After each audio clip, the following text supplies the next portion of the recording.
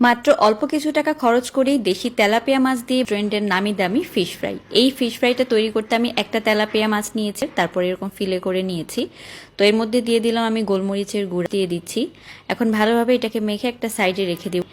এক মুঠ ধনিয়া পাতা দিয়ে দিচ্ছি, তার সাথে দিয়ে দিব একটা রসুনের কোয়া, তার সাথে এখানে আদা এবং পেঁয়াজ কুচি, মানে একটা গোটা রসুনের কোয়া। এখন দিয়ে দিচ্ছি আমি এখানে লবণ, গরম মশলার গুঁড়া, তার সাথে দিয়ে দিব কাঁচামরিচ।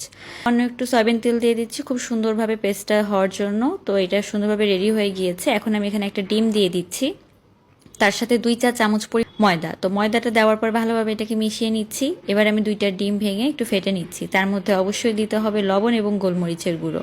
ভালোভাবে এটাকে নেড়েচেড়ে মিশিয়ে নিচ্ছি। আর মেশানো হয়ে গেলে যেটা করতে হবে, এই ধনিয়া পাতা পেস্টের মধ্যে একবার মিলিয়ে নিয়ে তারপর ডিমের মধ্যে দিয়ে এভাবে ব্রেড ক্রাম্পসে কোট করে নিতে হবে। তো এই কাজটা আপনারা 2বার করবেন, তাহলে কিন্তু একটু ক্রিস্পি হবে। আর ফিশ ফ্রাইগুলো খেতেও কিন্তু অনেক বেশি মুচমুচে হবে। তো আমি একদম মুচমুচে করে এগুলোকে ভেজে নিচ্ছি, এরকম একটু গলবে। এরপর গরম গরম সস দিয়ে পরিবেশন করতে পারেন দারুণ মজার রেস্টুরেন্টের নামি দামি ফিশ ফ্রাই।